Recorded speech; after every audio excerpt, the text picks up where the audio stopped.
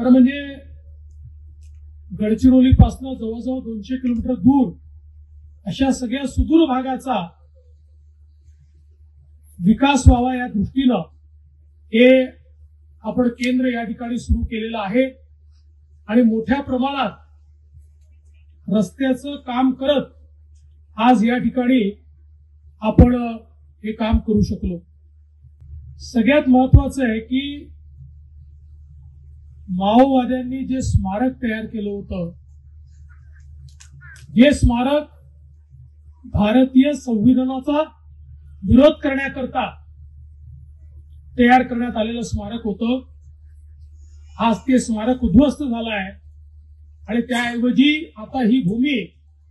भगवान बिरसा मुंडांची आणि बाबूराव शेडमाकेची भूमी म्हणून या ठिकाणी ओळखली जाईल। ही आपल्या सर्वांकरता अत्यंत क्रांतिकारी अशा प्रकारचा हा विषय आहे। आपल्याला कल्पना आहे की वर्षानुवर्ष माओवादामुळे आपल्या भागाचा विकास होऊ शकला नाही, कारण माओवाद्यांनी भारतरत्न डॉक्टर बाबासाहेब आंबेडकरांनी तयार केलेलं संविधान ते आम्हाला मान्य नाही,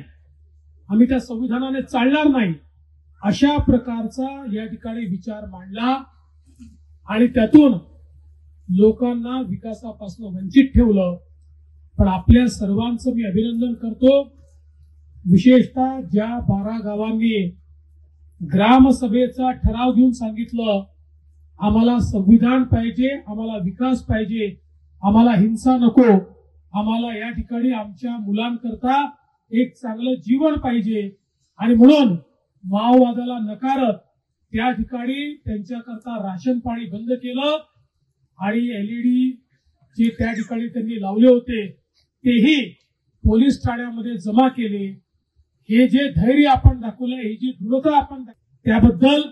आपल्या सर्वांना मी सलाम करतो, आपल्या सर्वांना मी नमस्कार करतो आणि आपण अतिशय उत्तम निर्णय घेत आपल्या पुढच्या पिढ्यांच्या विकासाचा मार्ग मोकळा केलाय।